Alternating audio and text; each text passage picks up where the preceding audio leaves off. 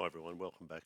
Now, last time we did our quadratic regression model, and now that we have these values A, B, and C, we can use this and a little bit of algebra to predict exactly when our target percentage will hit 60.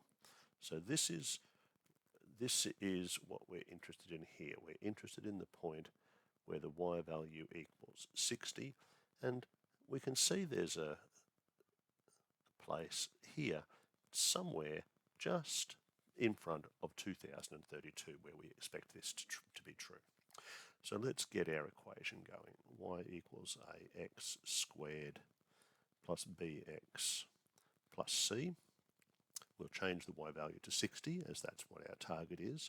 I'm not going to write the numbers for a, b and c. They're a little bit messy to work with. I'll leave a, b and c in my working for the time being. Now I'll subtract 60 from both sides of the equation. And now the value of c is a number, so is 60. So I could go c subtract 60. And this is the quadratic formula that I need to solve. The quadratic formula, as you would have learned, says that when we have 0 equals, x equals negative b plus or minus the square root of b squared minus 4 times a times c, all divided by 2a. Now that's true when the quadratic formula was the way we had it written at the start, but our constant at the end is now c take away 60.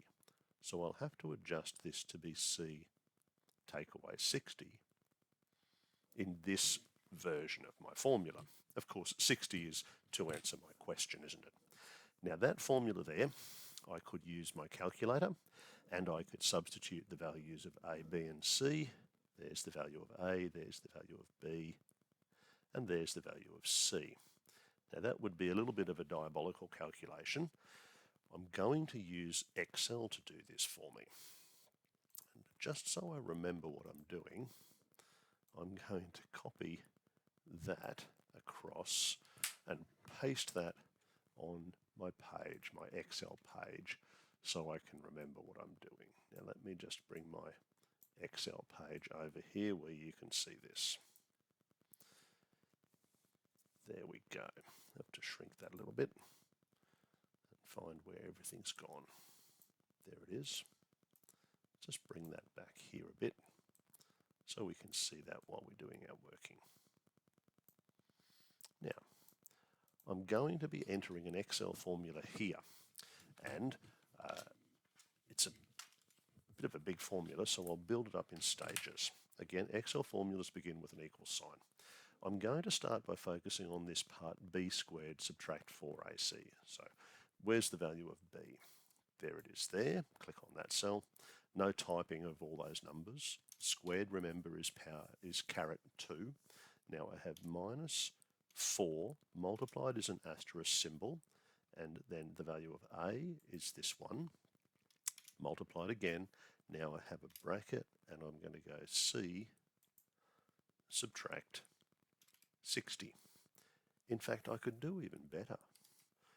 Instead of typing 60, I could click on the cell containing the number 60. Close that bracket. Now, this is nowhere near my full formula. This is the part b squared subtract 4 times a times c take 6, the bits under the square root sign. But it's worked okay. Now I'll go back into the formula bar here and I will edit this. I'll click in the front and I'll type SQRT, short for square root, put a bracket in front of the c, and then I'll go to the very end and I'll put a fresh closing bracket to match that one. That's my square root of everything that I had. Now I need to go negative b, add this. It could be subtract, we'll come to that in a minute.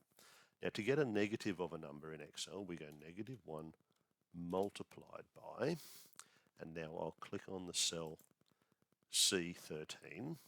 So that's negative of b, negative 1 times C13, and I'll put plus. That's the entire top line. Bear in mind that plus could be a minus, but we'll check that in a moment. That seems to have worked, and now I just have to divide by 2 times a. So once again, go back to the top, put a bracket at the start, put a bracket at the end. So all of that is now divided by, and I'll put a bracket 2 times the value of A. There's the value of A, close the bracket. There's my prediction. Now that's not very healthy. We thought that we should get the answer 2032. Let's see what's going on here. Well, this is a curve. This curve would peak and then come back down somewhere over here, and I guess 1998 would be where that curve comes back down. That tells me that I don't want to be using the plus option. You remember how it is plus or minus the square root? Let's try changing that to be subtract the square root, and there's the answer we're looking for. We thought that it was going to be just a little bit less than 2032, and that's the target, the prediction when our target comes exactly to there. So a bit more than halfway through, probably about August, maybe September of 2031 is when the percentage of working age people in the Brisbane region is predicted to drop down there to that 60% level. So that's enough for now. That's how we use our algebra to predict an accurate value for our future using our quadratic model. Thanks for watching.